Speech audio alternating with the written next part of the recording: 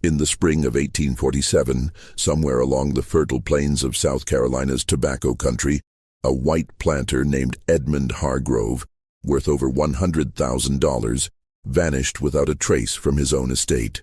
3 days later, his body was discovered at the bottom of a dry well on the eastern edge of his property, his neck twisted at an angle that suggested a fall, or something far worse. Within 6 months, his young widow, Catherine Hargrove, married the dead man's most trusted servant, a man named Josiah, who had been enslaved his entire life until the very week of Edmund's death. By 1869, Josiah owned more land than any black man south of Richmond and died the wealthiest freedman in 3 counties. The authorities never asked a single question. The neighbors never spoke a word, and the truth stayed buried for over 60 years, until a forgotten journal surfaced in a crumbling courthouse basement, written in a hand that belonged to someone who knew exactly what happened that spring night in 1847. Before we continue with the story of Josiah and the Hargrove fortune, if you're fascinated by dark mysteries rooted in America's hidden past, make sure to subscribe to and hit that notification bell so you never miss a story like this. And leave a comment telling us what state or city you're listening from. We love hearing from our community around the world. What the journal revealed wasn't just a story of one man's rise from bondage to unimaginable wealth. It was a meticulous chronicle of manipulation, calculated patience, and a crime so perfectly executed that it became invisible in plain sight. The Hargrove Plantation sprawled across nearly 800 acres of rich Carolina soil, positioned along the PD River, where the land rolled gently toward the water, and the air hung thick with humidity even in early spring. Edmund Hargrove had inherited the estate from his father in 1841, a man in his late 30s with a reputation for shrewdness in business and a certain coldness in personal affairs. He was not well liked among his neighbors, too calculating, too removed from the social graces expected of a gentleman planter, but he was undeniably successful. His tobacco fetched premium prices in Charleston, and his wealth was the subject of both admiration and quiet resentment throughout the county. The Hargrove household consisted of Edmund, his considerably younger wife Catherine, whom he had married only 2 years prior, and a staff of 14 enslaved people who maintained the house, fields, and stables. Among them was Josiah, a man whose exact age was difficult to determine, but who appeared to be in his early 40s. Josiah had been purchased by Edmund's father decades earlier and had grown up on the estate, learning to read and write in secret, a dangerous and illegal skill for an enslaved person in South Carolina, where laws explicitly forbade such education. But Josiah was careful, exceptionally so, and his intelligence had not gone unnoticed by Edmund, who used him as a personal assistant, trusting him with financial records, correspondence, and even sensitive business transactions that required discretion. Catherine Hargrove was 24 years old, the daughter of a declining planter family from the northern part of the state. Her marriage to Edmund had been arranged by her father, desperate to secure her future as his own fortunes crumbled. She was described by those who knew her as quiet, observant, with dark eyes that seemed to absorb everything without revealing her thoughts. The marriage was reportedly unhappy. Edmund treated her more as a decorative fixture than a partner, often leaving her alone for days while he traveled to Charleston or attended business in Columbia. Catherine spent her time reading, tending a small garden behind the main house, and occasionally speaking with Josiah, who was one of the few people on the estate who could hold an intelligent conversation. By early 1847, tensions on the Hargrove Plantation had begun to simmer beneath the surface. Edmund had grown increasingly paranoid about his finances, obsessively reviewing his ledgers and questioning every expenditure. Some neighbors whispered that he suspected his overseer, a brutal man named Thaddeus Crenshaw, of skimming profits. Others suggested Edmund feared his wife might be planning to leave him, though no one could point to concrete evidence. What was certain was that Edmund had become more isolated, more suspicious, and more dependent on Josiah to manage the details of his daily affairs. Josiah himself was an enigma to most who encountered him. He spoke little, moved with a quiet efficiency that made him nearly invisible in social settings, and possessed an uncanny ability to anticipate his master's needs before they were expressed. Some of the other enslaved people on the estate regarded him with a mixture of respect and wariness. He was neither cruel nor particularly kind, simply distant, as though his mind operated on a plane separate from the daily humiliations and hardships of their shared condition. If Josiah harbored any resentment toward his bondage, he never showed it. If he dreamed of freedom, he kept those dreams locked behind a mask of perfect servitude. The spring of 1847 brought unusually heavy rains to South Carolina, turning the roads into rivers of mud and delaying the planting season. Edmund grew increasingly agitated, pacing the veranda of the main house and snapping at anyone who approached him. On the evening of May 3rd, he summoned Josiah to his study and closed the door. What transpired in that room would never be fully known, but when Josiah emerged nearly an hour later, his expression was unreadable, his movements as calm and measured as always. That night, Edmund Hargrove told his wife he would be inspecting the eastern fields at first light, and retired to his bedroom alone, a habit he had adopted in recent months, preferring solitude to Catherine's company. Catherine, for her part, spent the evening in the parlor, reading by candlelight until nearly midnight before retreating to her own quarters. The next morning, Edmund Hargrove did not appear for breakfast. By midday, concern began to ripple through the household. Josiah organized a search of the grounds, methodically directing the other workers to comb through the fields, stables, and outbuildings.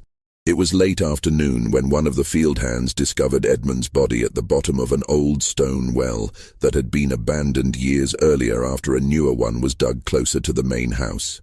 The well was located in a remote corner of the property, surrounded by dense underbrush and rarely visited by anyone. Edmund's neck was broken, his body crumpled at the bottom of the shaft in a position that suggested he had fallen head first. His hat was found several feet from the well's opening, as though it had been blown off by the wind. There were no signs of a struggle, no visible wounds beyond those consistent with a fatal fall. The local constable, a man named Robert Finch, was summoned from town and conducted a cursory investigation. He concluded that Edmund had likely been inspecting the property in the early morning darkness, stumbled near the concealed well opening, and fallen to his death. It was a tragic accident, Finch declared, and nothing more. The funeral was held 4 days later, attended by a modest crowd of neighbors and business associates who offered their condolences to the young widow before departing as quickly as propriety allowed. Catherine Hargrove stood beside the grave in a black dress that seemed to swallow her small frame, her face pale but composed, her eyes dry. Josiah stood at a respectful distance, head bowed, perfectly still. Within a week of Edmund's burial, Catherine summoned a lawyer from Charleston and began the process of settling her late husband's estate. To the shock of nearly everyone in the county, Edmund's will, witnessed and notarized just 3 weeks before his death, contained a provision that immediately freed Josiah from bondage and bequeathed him $500 in cash, along with a small parcel of land on the western edge of the plantation. The will stated that Josiah had served the Hargrove family with unparalleled loyalty and intelligence and deserved to be rewarded for his service. The neighbors whispered, "Of course." Some suggested Edmund had grown sentimental in his final days. Others wondered if Catherine had influenced her husband to include the provision, though no one could explain why she would do such a thing.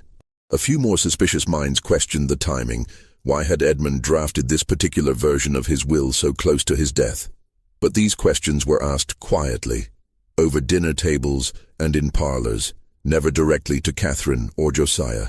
In a society built on rigid hierarchies and unspoken rules, openly challenging the validity of a white man's will was simply not done, especially when that white man was dead and his widow was still mourning.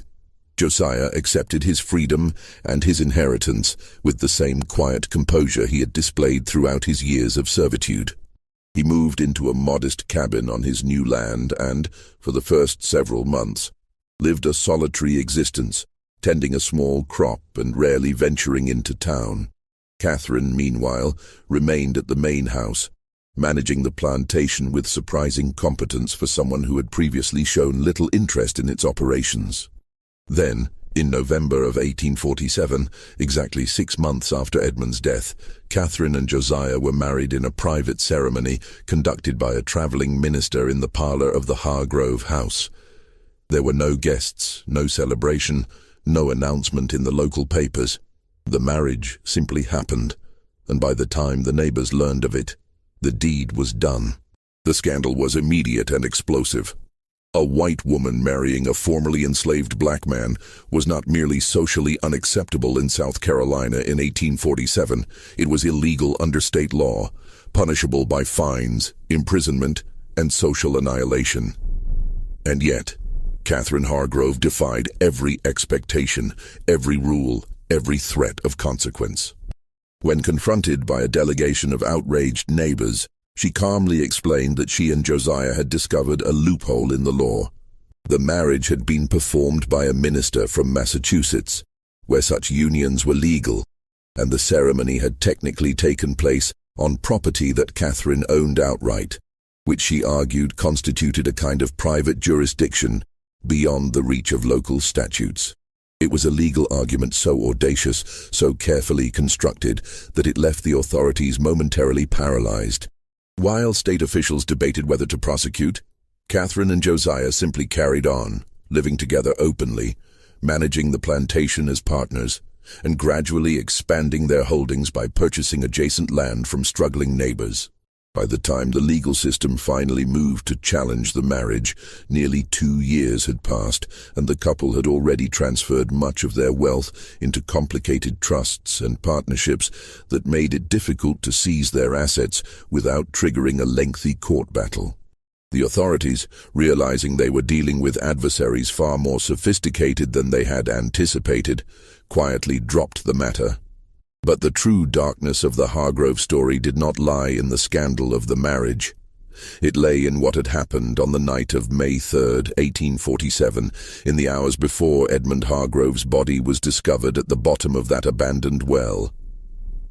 The journal that surfaced in 1909, found by a courthouse clerk clearing out a storage room that had been untouched for decades, was written in Josiah's hand. It was not a confession in any legal sense, but rather a meticulous record of events, written with the same careful attention to detail that had characterized Josiah's entire life. The journal entries began in March of 1847 and continued sporadically until December of that same year, after which they abruptly stopped. The earliest entries described a conversation between Josiah and Catherine that had taken place in the garden behind the main house on a warm afternoon in late March. According to Josiah's account, Catherine had confided in him that Edmund had become increasingly violent, striking her during arguments and threatening to sell several of the enslaved workers, including Josiah himself, if she did not comply with his demands. She was terrified, trapped in a marriage to a man who viewed her as property, with no legal recourse and no family willing to intervene. Josiah wrote that he had listened without responding, but that evening, alone in his cabin, he had begun to think. Edmund Hargrove was worth over $100,000. Under South Carolina law, if Edmund died without children, his entire estate would pass to Catherine as his widow, and if Catherine were to remarry, her new husband would legally control that fortune. The possibilities were staggering and utterly impossible under the racial and legal structures of the time, unless those structures could be manipulated. The journal entries over the following weeks detailed a plan so intricate, so dependent on precise timing and psychological manipulation, that it read less like a crime and more like a piece of elaborate clockwork.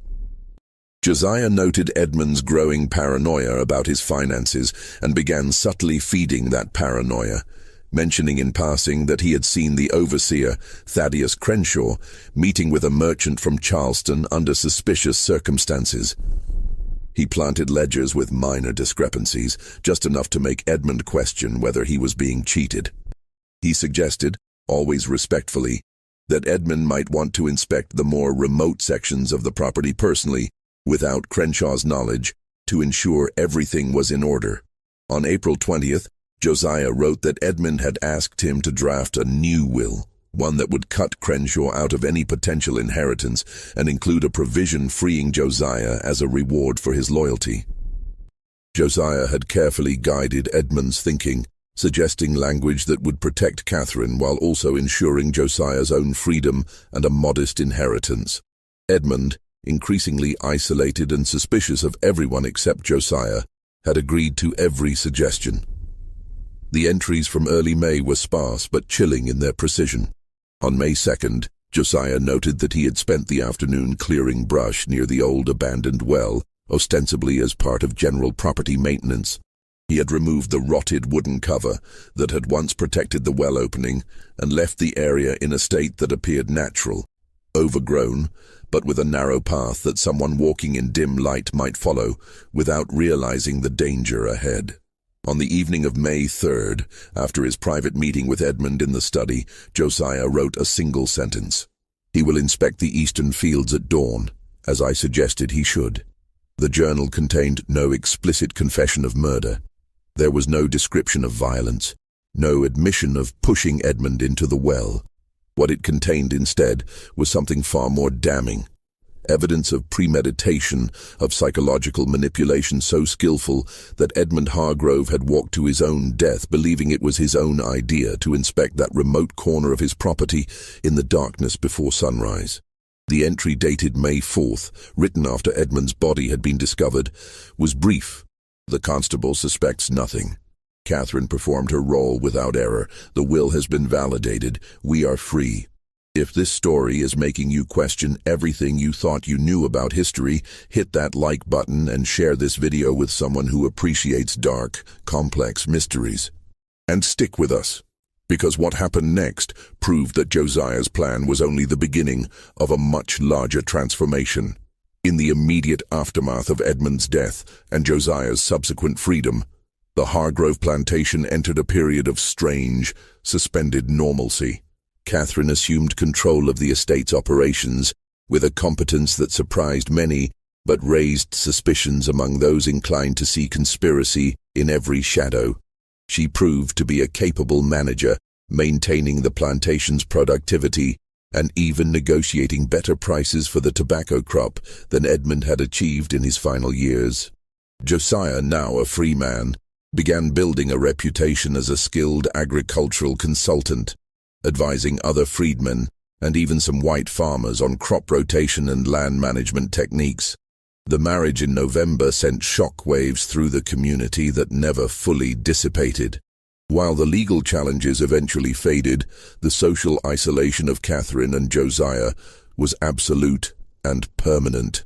They were not invited to church socials, not acknowledged on the streets of town, not included in any of the networks of mutual support that characterized plantation society.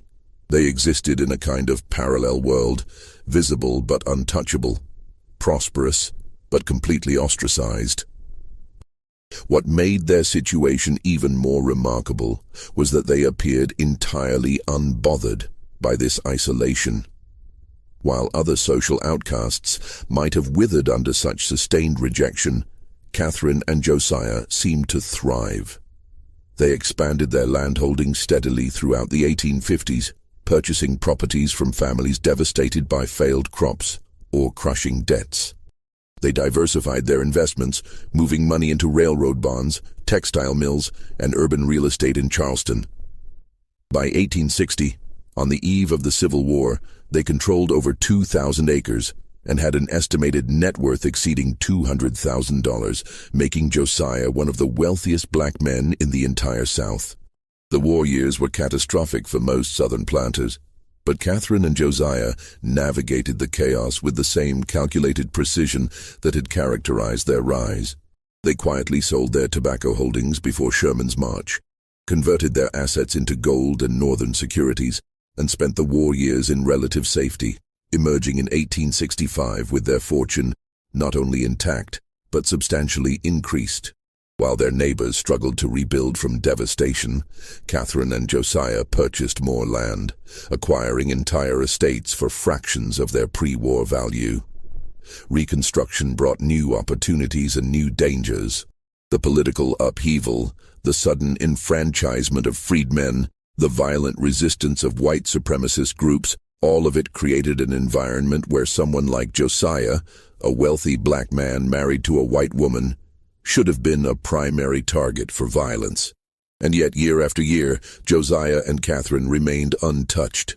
Their property was never burned, their lives never directly threatened, their business dealings never seriously disrupted. This immunity puzzled many observers. Some attributed it to Josiah's careful cultivation of powerful allies, both black and white. Others suggested that Catherine's white skin provided a shield that Josiah used strategically. A few whispered that the couple had dirt on enough prominent citizens, secrets about wartime profiteering, evidence of covert northern sympathies, documentation of financial crimes, that an attack on them would trigger revelations no one wanted exposed. But there was another explanation, one that appeared in Josiah's journal and that suggested a darker, more systematic approach to maintaining power. Beginning in 1850 and continuing through the war years, Josiah had kept detailed records of conversations, transactions, and behaviors of nearly everyone in his social and business orbit. He documented who was having affairs, who was embezzling from their own families, who had sold goods to Union forces during the war while publicly supporting the Confederacy, who had failed to pay taxes, who had falsified property records, who had committed fraud in their business dealings. The journal was not just a record, it was an insurance policy.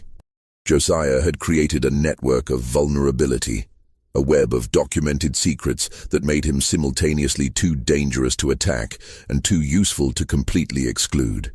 When violence threatened, Josiah would have quiet conversations with specific individuals, mentioning particular facts or events in passing, and the threats would mysteriously evaporate. When business deals fell through, Josiah would send carefully worded letters to relevant parties, and suddenly, doors would reopen. It was blackmail, but blackmail so subtle, so carefully calibrated, that it was barely recognizable as such. Josiah never made explicit threats. He never demanded payment or favors. He simply let people know, through the gentlest possible means, that he knew things and that their cooperation was in everyone's best interest. Catherine, according to the journal, was a full partner in this strategy. She maintained correspondence with women throughout the region, ostensibly for social purposes. But these letters served as intelligence-gathering operations. She attended church services at a small, racially integrated congregation on the edge of town, where she cultivated relationships with people from every social class. She donated to charities and causes that gave her access to financial records and personal information. Together, she and Josiah constructed a surveillance apparatus that would have impressed any modern intelligence agency. By the late 1860s, Josiah's wealth and influence had reached levels that seemed impossible for someone who had been enslaved just 20 years earlier. He owned property in 3 counties, held shares in multiple businesses, served on the board of a freedmen's bank, and was consulted by Republican politicians seeking to understand the complex dynamics of Reconstruction-era South Carolina. And yet, for all his public success, Josiah remained fundamentally unknowable. He gave no interviews, published no memoirs, made no grand speeches about his journey from bondage to fortune. He simply existed, accumulating wealth and power with relentless efficiency, while Catherine stood beside him, equally silent, equally enigmatic. The first serious challenge to Josiah's carefully constructed empire came in 1868, when a young attorney named Samuel Garrett arrived in South Carolina from Pennsylvania, hired by distant relatives of Edmund Hargrove to investigate the circumstances of Edmund's death and the subsequent transfer of his estate.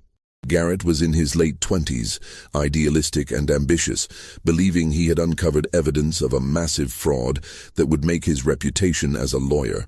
Garrett's initial investigation focused on the will that Edmund had drafted just weeks before his death.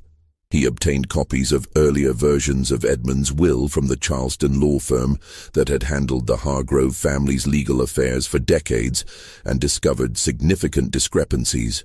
The earlier wills had made no mention of freeing Josiah or providing him with any inheritance. The final will, drafted in April 1847, was radically different, and the witnesses who had signed it were both dead, one from cholera in 1849 and the other from injuries sustained during the war. Garrett next turned his attention to the circumstances of Edmund's death itself. He interviewed the retired constable, Robert Finch, who was now in his 70s and suffering from failing memory, but who recalled that the investigation had been brief, perhaps too brief. Finch mentioned that he had accepted Josiah's account of the timeline, that Edmund had left the house before dawn to inspect the eastern fields, but admitted he had never actually verified that Edmund had been seen leaving, or that there were any witnesses to his departure. Armed with these preliminary findings, Garrett approached Catherine and Josiah directly, requesting an interview. They received him cordially at the main house, which had been substantially renovated and expanded in the intervening years, and listened patiently as he explained his concerns. When he finished, Josiah asked a single question. "Do you have any evidence that Edmund Hargrove's death was anything other than an accident?" Garrett admitted he did not yet, but he believed such evidence could be found with a thorough investigation. Josiah nodded thoughtfully, then suggested that Garrett might want to speak with several other individuals who had known Edmund well, including a retired judge named Horace Pendleton and a banker named Charles Wickham. He provided addresses and even offered to write letters of introduction. Garrett spent the next 3 weeks conducting interviews and reviewing documents. Slowly, a picture began to emerge, but it was not the picture he had expected. Every person he spoke to confirmed the same narrative. Edmund Hargrove had been paranoid, unstable, increasingly erratic in his final months. The judge mentioned that Edmund had come to him seeking advice about dissolving his marriage, claiming Catherine was plotting against him. The banker revealed that Edmund had withdrawn large sums of cash in the weeks before his death, behavior consistent with someone planning to flee or hide assets. A former business partner described Edmund as consumed by suspicions that had no basis in reality. What Garrett did not realize, because Josiah's journal would not be discovered for another 40 years, was that every one of these witnesses had been carefully coached. Some had been reminded of indiscretions from their past that Josiah happened to know about. Others had been offered favorable business terms or timely loans. A few were simply friends who trusted Josiah's version of events without question. The portrait of Edmund as a disturbed, paranoid man who might well have wandered into danger through his own recklessness was not entirely false. Edmund had indeed been paranoid in his final months, but it had been deliberately cultivated and amplified. Garrett's investigation stalled. He could find no evidence of foul play, no witnesses willing to contradict the official account, no documents that proved anything beyond the fact that Josiah had benefited enormously from Edmund's death. Frustrated, he returned to Pennsylvania empty-handed, his reputation damaged by the expensive and fruitless investigation. But Garrett's inquiries had rattled something loose. In late 1868, a series of anonymous letters began circulating in the county, addressed to various prominent citizens and local newspapers. The letters claimed to be from someone who had worked on the Hargrove Plantation in the 1840s and who had witnessed suspicious conversations between Josiah and Catherine in the weeks before Edmund's death. The letters suggested that the two had been planning Edmund's murder, that they had manipulated him into drafting a new will, and that they had orchestrated his death to appear accidental.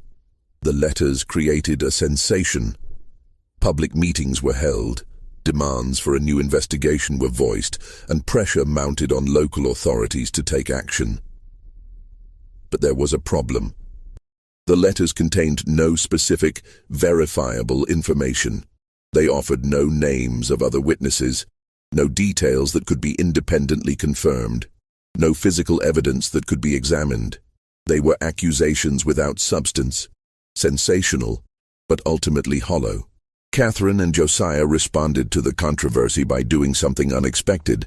They hired their own investigators to determine the source of the letters and publicly offered a substantial reward for information leading to the identification of the author. This aggressive countermove put the letter writer on the defensive and shifted the narrative. Instead of Catherine and Josiah being the suspects under investigation, they became the victims of a malicious campaign of slander. Within 2 months, the letter writer was identified as a former overseer who had been fired from a neighboring plantation for theft and who bore a grudge against wealthy freedmen in general. The man was arrested, tried for criminal libel, and sentenced to 6 months in jail.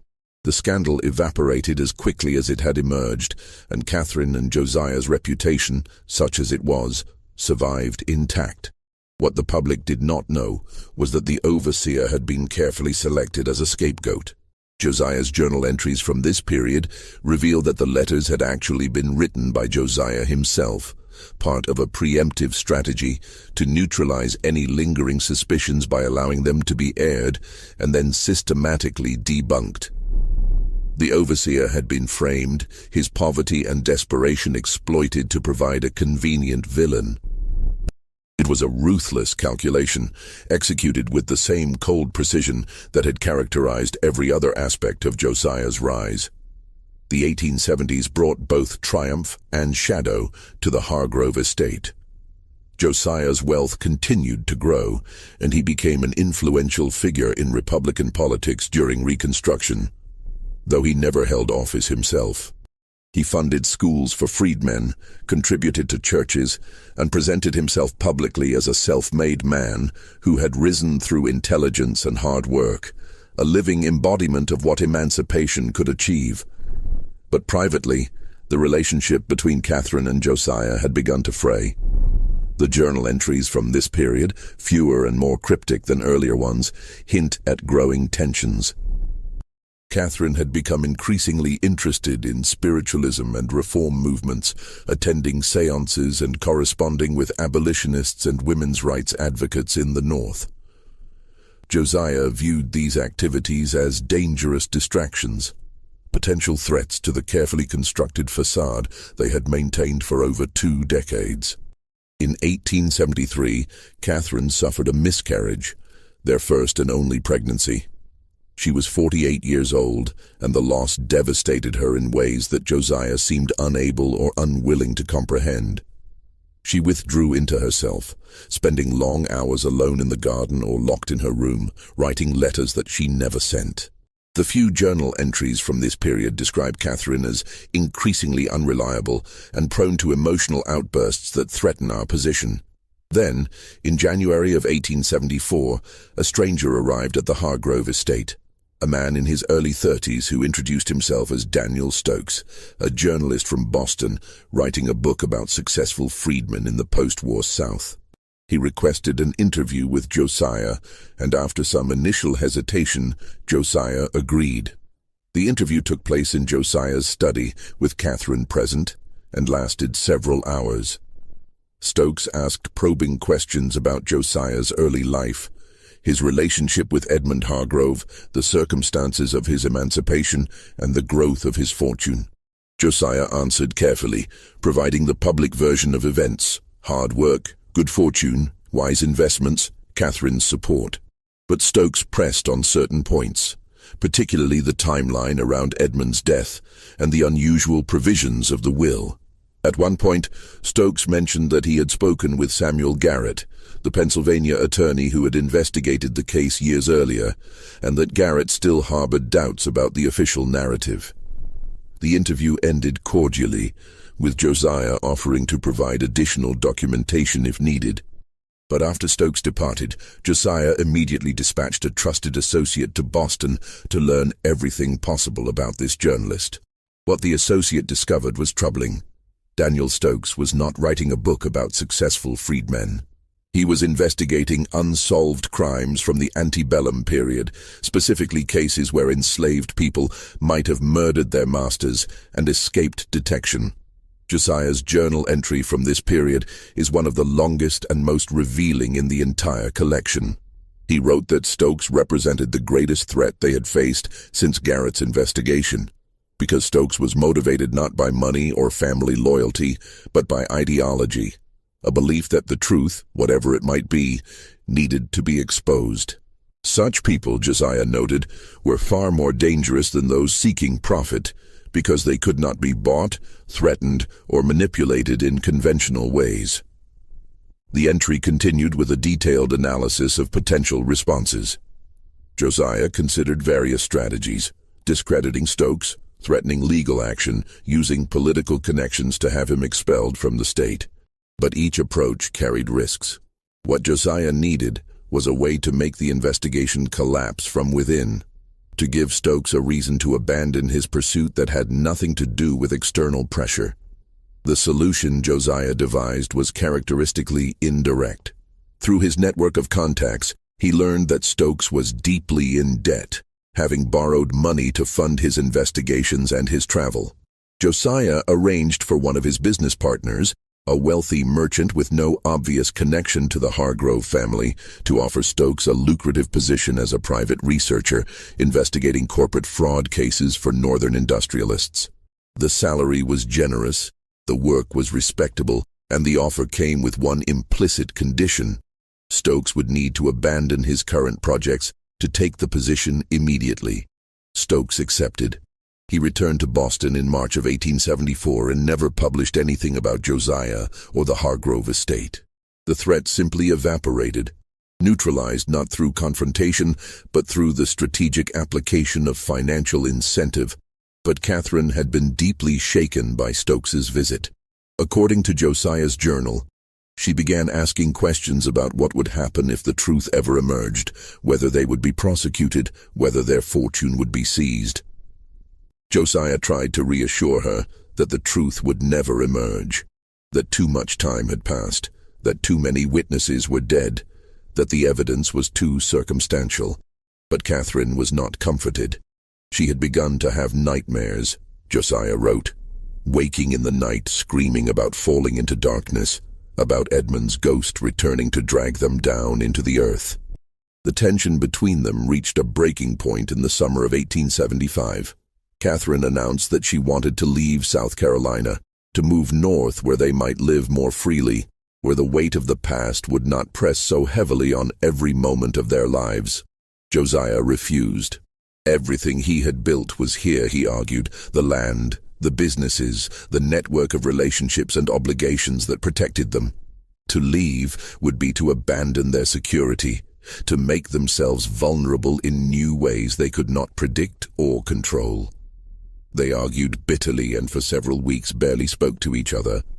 Then, on a sweltering August afternoon, Catherine left the main house and walked to the eastern edge of the property, to the site of the old, abandoned well where Edmund Hargrove had died 28 years earlier. She stood at the edge of the now partially collapsed shaft, staring down into the darkness, and stayed there for over an hour. One of the workers noticed and informed Josiah, who found her still standing there as the sun began to set. According to his journal, Josiah asked Catherine what she was doing, and she replied that she was keeping him company. When Josiah asked what she meant, Catherine said she could feel Edmund down there, waiting, patient, knowing that eventually they would join him. Josiah wrote that he realized in that moment that Catherine was no longer fully rational, that the years of secrecy and isolation had broken something essential in her mind. That night, Josiah made a decision. He wrote in his journal that Catherine had become a liability, that her instability threatened everything they had built, and that he needed to take measures to ensure our survival. The entry ended with a chilling sentence: "She has always been willing to do what was necessary. I pray she remains so until the end." What happened next would not be fully understood until Josiah's journal was discovered decades later, and even then, the full truth remained shrouded in ambiguity and horror. In September of 1875, Catherine Hargrove became seriously ill. The illness began with headaches and nausea, progressed to severe abdominal pain and weakness, and within 3 weeks left her bedridden and barely able to speak. The local physician, Dr. Marcus Brennan, diagnosed her with gastric fever and prescribed rest, bland foods, and medicinal tonics. But Catherine continued to deteriorate, losing weight rapidly, suffering from tremors and episodes of delirium where she would cry out about shadows in her room and voices calling to her from beneath the floor. Josiah hired nurses to care for her around the clock and consulted with specialists from Charleston, but nothing seemed to help. By early October, Catherine was in constant pain, her body wasted, her mind drifting in and out of consciousness. Dr. Brennan privately told Josiah that he believed Catherine was dying, though he could not identify the specific cause. Perhaps a tumor, perhaps some internal injury that had gone undetected, perhaps simply the cumulative toll of years of stress and unhappiness. The nurses who attended Catherine during those final weeks would later speak, always cautiously, always years after the fact, of strange behaviors they witnessed. Catherine would sometimes wake in the middle of the night, lucid despite her illness, and ask to be taken to the window facing east toward the abandoned well. She would stare out into the darkness for hours, whispering words the nurses could not quite make out, as though holding a conversation with someone invisible. One nurse, a devout woman named Ruth Denton, reported that she once heard Catherine say clearly, "I know you're waiting, Edmund. I'll bring him to you soon." During the day, when Catherine's fever was at its worst, she would ramble about events from 1847, describing in vivid detail conversations she and Josiah had held in the garden, plans they had made, fears they had shared. At first, the nurses dismissed these ravings as the confused product of a dying mind. But Mrs. Denton began to notice that Catherine's descriptions were remarkably consistent, that she mentioned specific dates, specific words, specific gestures that formed a coherent narrative when pieced together. Mrs. Denton, troubled by what she was hearing, began taking notes in a small diary she kept in her apron pocket. Josiah visited Catherine's sick room twice daily, in the morning and evening, always bringing her meals personally and dismissing the nurses while he fed her. He would sit beside her bed, speaking to her in low tones that the nurses could not hear through the closed door. After these visits, Catherine would often seem more agitated, her tremors worse, her breathing more labored. But she never complained about Josiah's presence. In fact, during her more lucid moments, she seemed to expect his visits, even welcome them, though her eyes held an expression that Mrs. Denton later described as resigned, like someone who has accepted a punishment they believe they deserve. In the third week of October, Catherine's condition took a dramatic turn.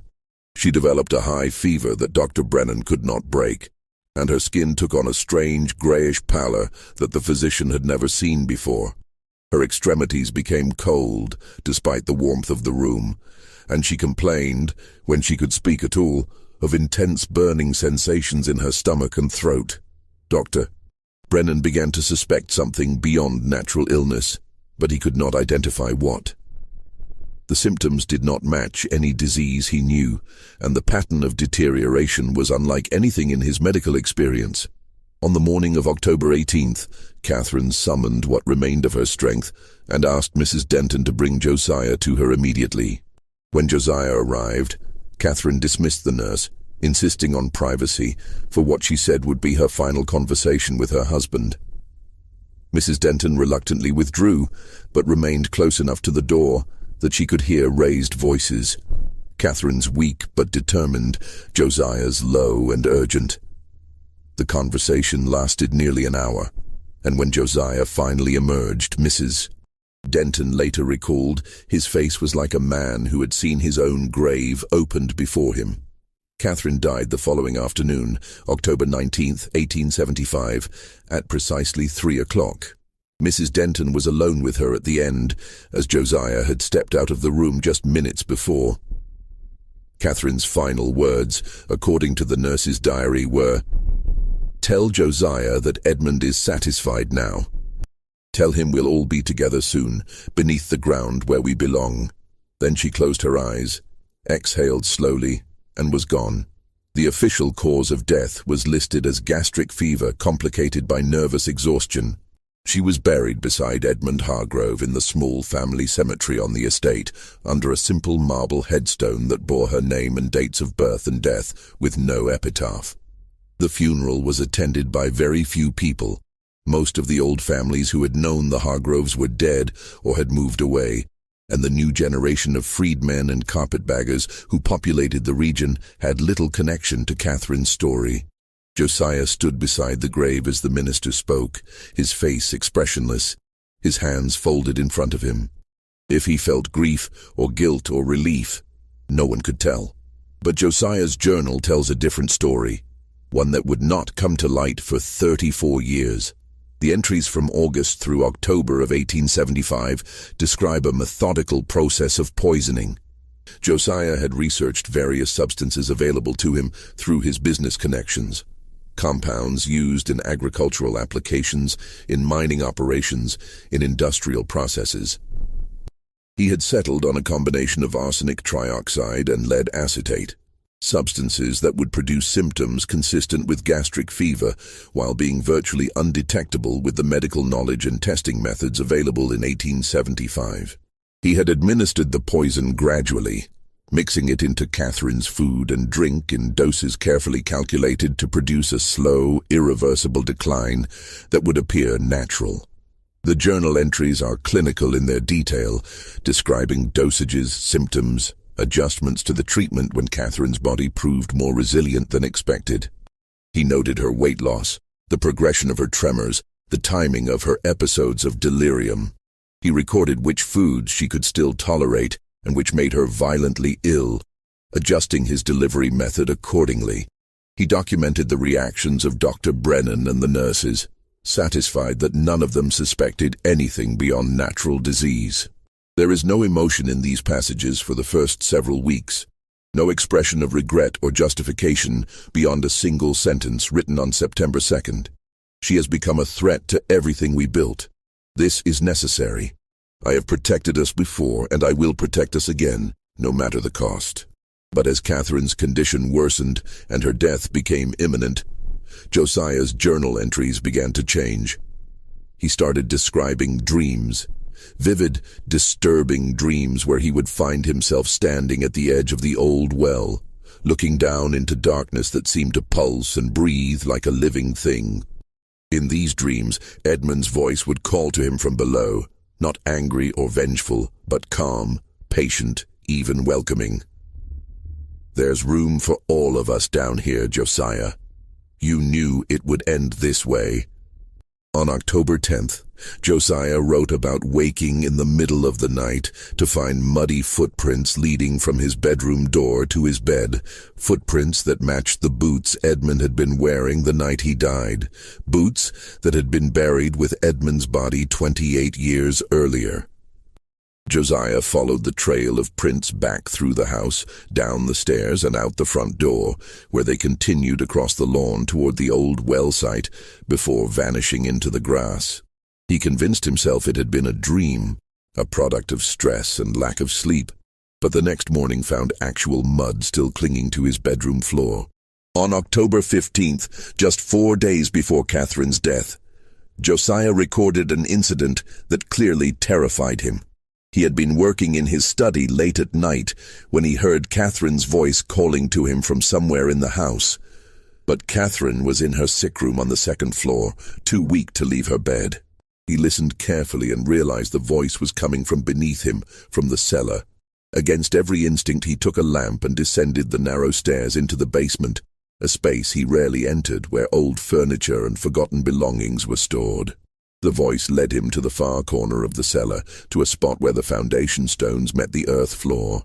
And there, in the lamplight, he saw something that made his hands shake so violently he nearly dropped the lamp. The earth was disturbed, as though something had been digging up from below. A small depression had formed, and in the center of it lay a gold wedding ring, the ring he had watched Edmund slide onto Catherine's finger in 1845. The ring Catherine had continued wearing even after she married Josiah, though she had moved it to her right hand, but Catherine was still wearing that ring. Josiah had seen it on her finger that very evening when he brought her dinner. He raced back upstairs to her sick room and checked. Yes, the ring was there, glinting dully on her wasted hand.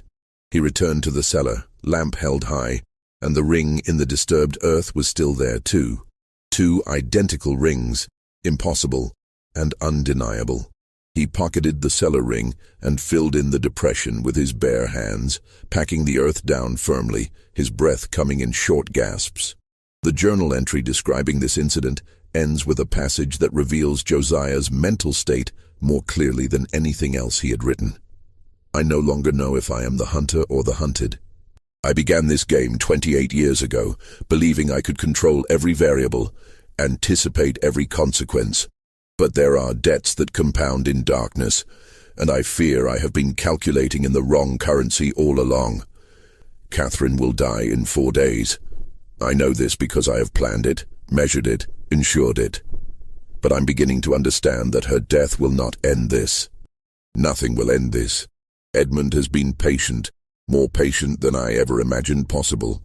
He has been waiting in that well, in that darkness, growing stronger while I grew wealthy. And now he is ready to collect what I owe him. What makes these entries particularly disturbing is the revelation that Catherine knew what was happening and had known for some time.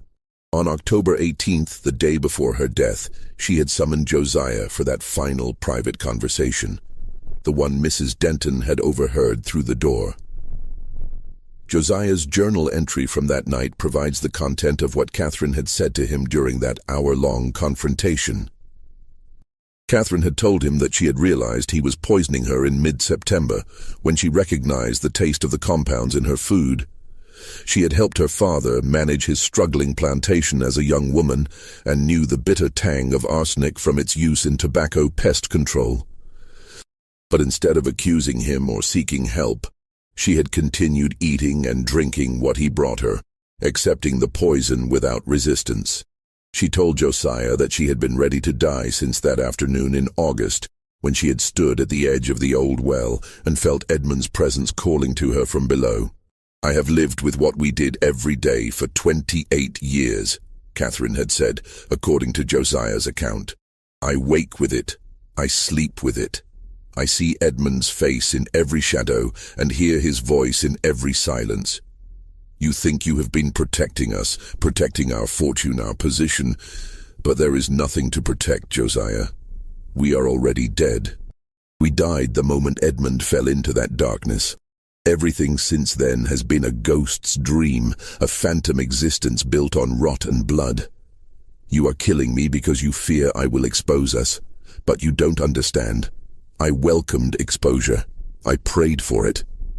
Because judgment, even earthly judgment, would have been a relief from this endless pretense. She had continued, her voice growing weaker but more urgent. Edmund was a cruel man, a cold man, a man who treated both of us as property to be used. I do not regret his death. I planned it with you willingly, executed it without hesitation. But I did not understand then what I understand now. That some acts create obligations that transcend law, transcend morality, transcend even death itself. Edmund is in that well, Josiah, but he is not resting. He is waiting. And when I join him, when you have finished this work you began in September, he will be satisfied enough to wait a little longer for you. But not much longer. A few years, perhaps. And then he will come for you. Not with violence or vengeance, but with the same patient, inevitable pull that drags all debts to their final reckoning. Josiah had tried to deny that he was poisoning her, tried to maintain the fiction that her illness was natural. But Catherine had laughed, a sound that Josiah described as more terrible than any scream, because it held not bitterness but genuine amusement at the absurdity of our lies. She had told him to stop pretending, that they were past pretense now, and that she needed him to understand one final truth. I forgive you for this, Josiah. I forgive you for Edmund, for the years of deception, for this poisoning now. Not because what you did was forgivable, but because I am complicit in all of it, and my forgiveness is as worthless as your guilt. But Edmund does not forgive. Edmund will never forgive. And when you join us, not if, but when, we will all three descend together into the darkness we have earned. The conversation had ended with Catherine asking Josiah to finish the work quickly, to increase the dosage so that her suffering would end within a day. Josiah had agreed, though he wrote that he felt as though he was signing my own death warrant with every word. That night, he prepared a final, massive dose of the poison and brought it to her the next morning in a cup of broth. She had drunk it without hesitation, maintaining eye contact with him the entire time, and had died 7 hours later. The journal entry from the night of October 19th, the night of Catherine's death and burial, is one of the longest and most anguished in the entire collection. Josiah described standing alone in his study after the funeral, surrounded by the evidence of his success. The deeds to thousands of acres, the stock certificates, the bank statements, the ledgers showing assets that made him one of the wealthiest men in the region. He had accomplished everything he had set out to achieve 30 years earlier when he had begun his patient, methodical manipulation of Edmund Hargrove. He had risen from slavery to wealth, from powerlessness to influence, from invisibility to prominence. He had defeated every obstacle, outmaneuvered every threat, survived every challenge. And yet, he wrote, I feel as though I have spent 3 decades climbing a mountain only to discover upon reaching the summit that I have been descending into a chasm all along. The height I thought I had achieved is merely the depth to which I have fallen. I am wealthy, but I am alone. I am successful, but I am terrified. I am free, but I am trapped. And Edmund, poor dead Edmund, is the one who has won after all. Because he is at rest in his grave, while I must continue living with what I have done, must continue pretending that any of this was worth the cost. The entry concluded with the sentence that has puzzled historians and psychologists ever since. She died this afternoon. The physician suspects nothing. I am now the sole owner of everything we took from Edmund Hargrove. I have won, but God help me. I have also lost everything that mattered. In the weeks following Catherine's death, the strange incidents on the estate intensified. Workers reported not just hearing a woman's voice calling from the direction of the old well, but seeing a figure in white, standing at the edge of the woods at dusk, a figure that would vanish when approached. Objects in the main house were found moved or disturbed with increasing frequency. Josiah's personal belongings would go missing and then reappear in significant locations. His shaving razor left beside the well site.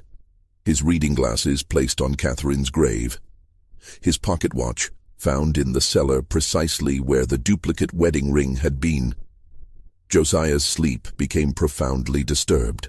He would wake multiple times each night, sometimes finding himself standing in locations he did not remember walking to. The hallway outside Catherine's old sick room, the front porch facing east toward the well, once even in the cemetery itself, standing between Edmund's and Catherine's graves with no memory of how he had gotten there.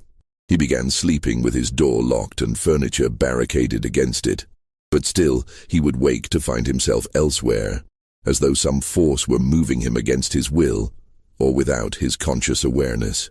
In December of 1875, Josiah wrote an entry describing an encounter that shook him more profoundly than anything that had come before. He had been working late in his study, reviewing financial documents, when he heard footsteps in the hallway outside. Slow, deliberate footsteps that he recognized immediately as Catherine's distinctive gait, slightly uneven due to an old ankle injury she had sustained as a child. He sat frozen, listening as the footsteps approached his study door, paused, and then continued past, moving toward the stairs. Every rational part of his mind insisted this was impossible. Catherine was dead, buried, gone. But the sound was unmistakable, and it was accompanied by something else. The faint rustling of skirts, the soft creak of leather shoes, the particular rhythm of Catherine's walk that he had heard thousands of times over nearly 30 years. He opened the door, lamp held high, and found the hallway empty. But the footsteps continued, now descending the stairs, and he followed, drawn by a compulsion he could not resist.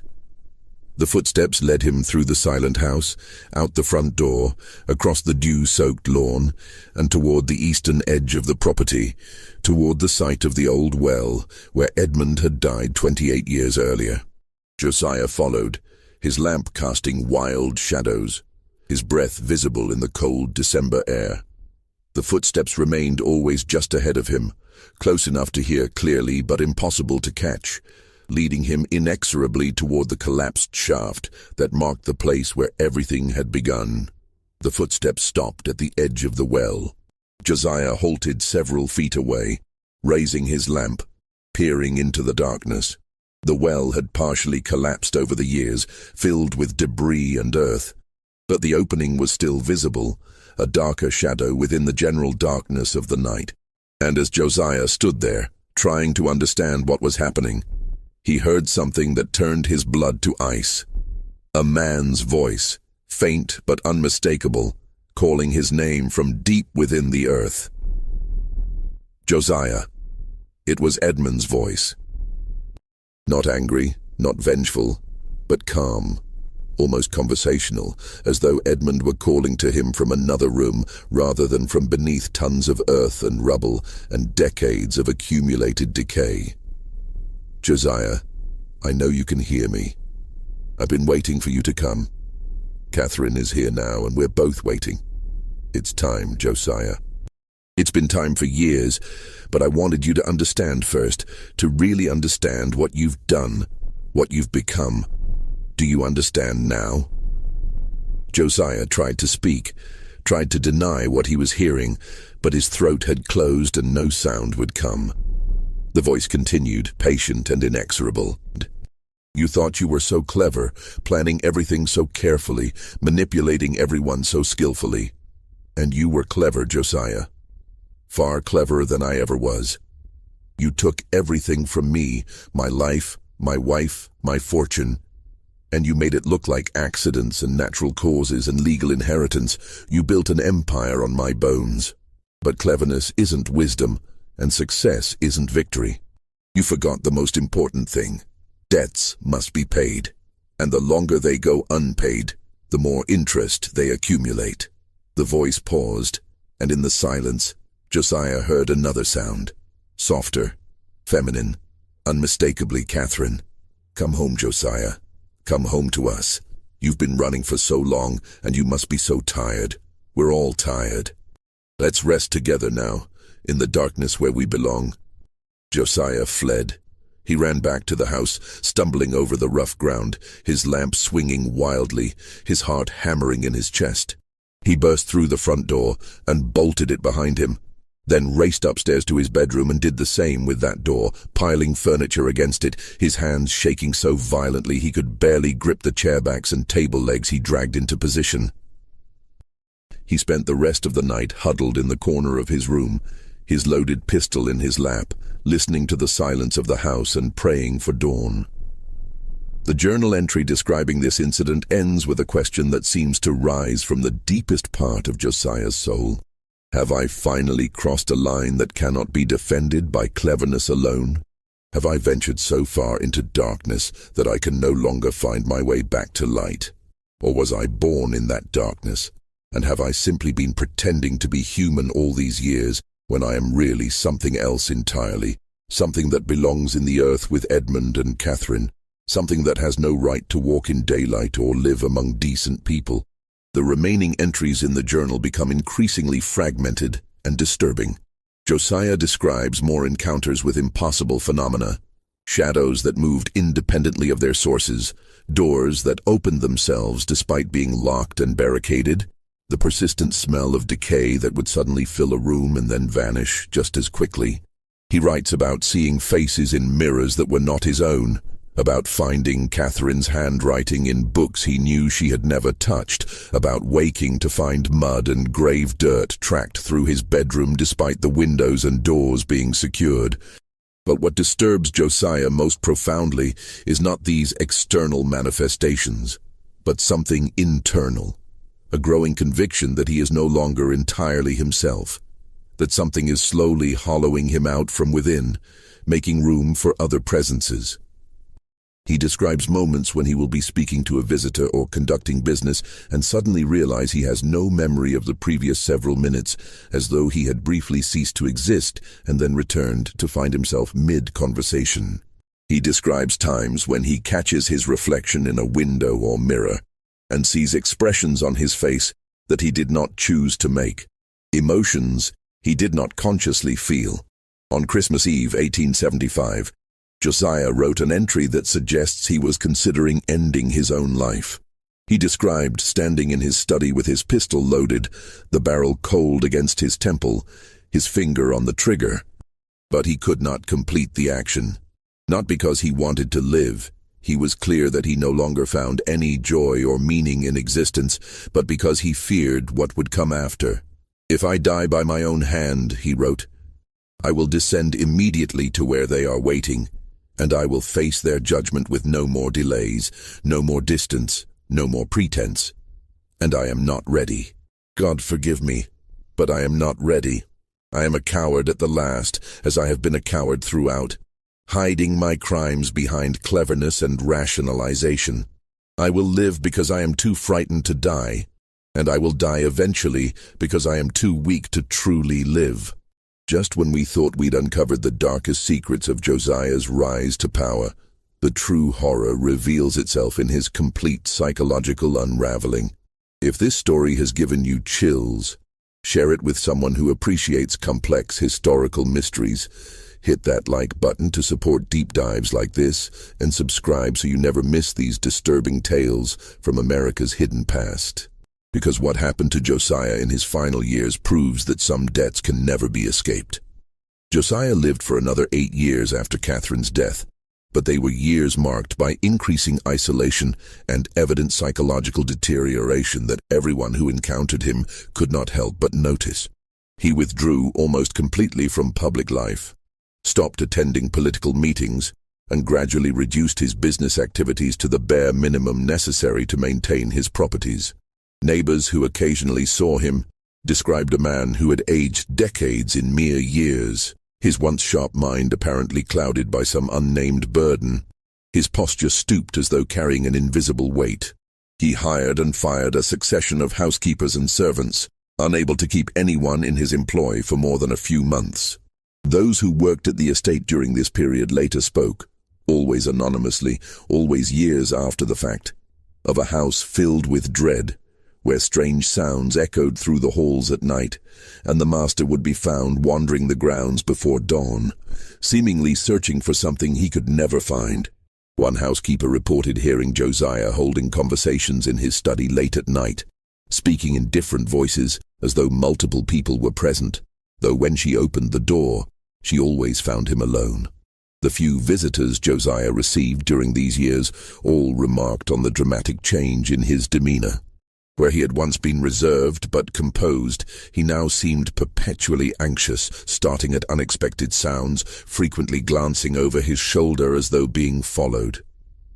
His hands trembled constantly, and he rarely slept, judging by the dark circles beneath his eyes and his haggard appearance. In 1879, in what appeared to be an attempt at atonement, Josiah made a substantial donation to establish a school for black children in the nearest town, with the stipulation that the school be named the Catherine Hargrove Memorial Academy. In 1881, he funded the construction of a new wing at the local hospital, again insisting it be dedicated to Catherine's memory. Later that same year, he endowed a perpetual fund for the maintenance of the cemetery, where Edmund, Catherine, and he himself would eventually be buried. These acts of apparent philanthropy puzzled many who had known Josiah during his years of accumulating wealth. He had never been particularly generous while climbing to prosperity. Those who read his journal decades later understood these gestures differently. They were not tributes, but expiations, desperate attempts to balance accounts that could never be balanced. In an entry from June 1879, Josiah wrote, "Perhaps if her name is spoken with reverence by enough people, if enough children are educated under her memory, the voices will stop and the shadows will cease their pursuit. But I am simply a fool, believing that money can wash away blood, that buildings can atone for murder." In 1882, Josiah's health took a severe turn. He developed a chronic cough that physicians could not explain, accompanied by chest pains and difficulty breathing. He lost a significant amount of weight, his already thin frame becoming skeletal. His mental state also continued to deteriorate. He began referring to people who were not present, asking visitors if they could see Edmund or Catherine standing in the corner of the room, seeming genuinely confused when told that no one else was there. The final entries in Josiah's journal, written in an increasingly shaky hand, chronicle the complete collapse of his psychological defenses. He wrote about no longer being able to distinguish between waking and sleeping, reality and hallucination, past and present. They are not angry anymore, he wrote in January 1883. They are simply waiting, and their patience is more terrible than any rage could be. Because their patience means they are certain of their victory, certain that I will join them eventually. In February, Josiah drafted the letter that would distribute his entire fortune among various charitable institutions after his death. He specified that none of the money should go to any individual heir, and that all organizations receiving funds must publicly acknowledge that the money came from a man seeking to make amends for unpardonable crimes. When his lawyer tried to convince him to reconsider, Josiah refused. "I will not live much longer," he told the man. "I can feel it. Something is pulling at me, pulling me down into the earth where I should have gone 36 years ago." Josiah died on March 7, 1883, at approximately 3 o'clock in the morning, the same time of day that Catherine had died, found slumped over his desk in his study. The official cause of death was heart failure. On his desk, beside his body, was a sheet of paper with a single sentence written in Josiah's hand. "I am ready now. Take me to where we all belong." The funeral was poorly attended. Josiah was buried in the small cemetery beside Edmund and Catherine, his grave marked with a simple headstone. No one delivered a eulogy. No one spoke of his accomplishments or mourned his passing. He was simply interred and forgotten, as he had requested. The terms of his will were executed without challenge. His entire estate, valued at over $300,000, was divided among several black educational institutions and charitable organizations serving impoverished communities throughout the South. The Hargrove estate itself was sold to investors who subdivided the land. The main house stood empty for several years, acquiring a reputation for being haunted, before being torn down in the early 1890s. When Josiah's journal was discovered in 1909, tucked inside a sealed box in a courthouse storage room, along with Mrs. Denton's nursing diary, it created a brief sensation. Several newspapers published excerpts, and there was talk of reopening investigations into both Edmund's and Catherine's deaths, but nothing came of it. All the principals were long dead, the evidence was gone, and the legal system had little interest in prosecuting crimes that had occurred more than 60 years earlier. The journal eventually made its way into university archives, where historians debated its authenticity and meaning. Some viewed it as a confession by a man driven mad by guilt. Others saw it as evidence of genuine supernatural phenomena. A few suggested that Josiah's guilt had manifested as psychological hallucinations rather than genuine paranormal events. What seems certain is that Josiah genuinely believed he was being haunted, whether by actual supernatural entities or by manifestations of his own guilt, becomes almost irrelevant in the face of his obvious psychological suffering. The truth about what actually happened on the night of May 3, 1847, when Edmund Hargrove died, and during the autumn of 1875, when Catherine wasted away, like so many truths from that dark period of American history, remains ultimately unknowable. Did Josiah murder Edmund by luring him to the well? Did he poison Catherine? Or did his guilt-ridden mind convince him he had committed murders that never actually occurred? The documents suggest possibilities but offer no definitive answers. Perhaps the most significant question is not whether Josiah was guilty in a legal sense, but whether guilt itself, regardless of its objective basis, can function as a form of punishment more terrible than any court could impose. Josiah lived 36 years after Edmund's death, accumulating wealth and power that should have been impossible for a man born into slavery. And yet, if his journal is to be believed, those 36 years were not a triumph, but a prolonged torture, a slow descent into psychological hell that no amount of money or status could prevent. In 1951, during construction of a shopping center on the site where the Hargrove Plantation had once stood. Workers unearthed the remains of the old cemetery. The bodies were supposed to be relocated, but the records of this reburial are incomplete and contradictory. The shopping center operated through the 1960s and 70s, but began experiencing difficulties in the 1980s, persistent flooding, unexplained cold spots, electrical malfunctions. Employees refused to work certain areas after hours because of unsettling feelings and a sense of being watched.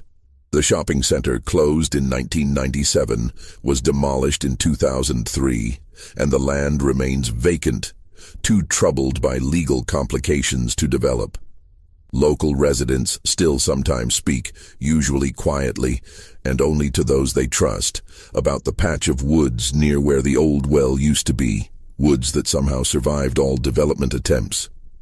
They say that on certain nights, particularly in early spring and mid-October, you can hear sounds coming from those woods, sounds that might be wind or footsteps, or voices raised in argument. They say that sometimes, in the early morning fog, you can see 3 figures standing at the edge of those woods. One tall like Edmund, one slight like Catherine, one stooped like Josiah in his final years, simply watching as though waiting for something that will never come. These stories are dismissed as folklore, as inevitable mythology around dramatic historical events. And perhaps that's all they are. Stories that help us process the moral complexities of a time when the line between victim and victimizer was often blurred beyond recognition. Or perhaps they are reminders that some debts outlast the people who incurred them, that some crimes echo across generations, and that the past, no matter how deeply buried, never truly stays silent. Perhaps they are warnings that the foundations we build our lives upon matter, that the means by which we achieve success cannot be divorced from the ends we reach, and that every choice creates obligations that must eventually be satisfied. Josiah rose from slavery to become one of the wealthiest black men in the post-war South through intelligence, patience, and possibly through 2 murders that went unpunished. He died wealthy but alone, successful but tormented, free but imprisoned by guilt. His fortune was distributed to causes he hoped might balance the moral ledger. But no one remembers his name today, except as a footnote in obscure historical texts. A cautionary tale about the costs of ambition pursued without regard for conscience. This mystery reveals the dark complexities of ambition, survival, and justice in a society built on profound injustice, and raises the question of whether true escape from our sins is ever really possible, or whether we carry them with us, always, growing heavier until they finally drag us down to where we've always belonged. What do you think happened in those final years? Did Josiah truly commit murder? Or was he destroyed by his own guilt over actions he never took? Was he haunted by genuine supernatural forces, or by the far more terrible ghosts of his own conscience? Leave your thoughts in the comments below. If you found this story compelling, subscribe to, hit that notification bell, and share this video with anyone who appreciates the darker corners of American history. Until next time, remember that the past is never as distant as we like to believe, and that some stories refuse to stay buried no matter how much earth we pile on top of them.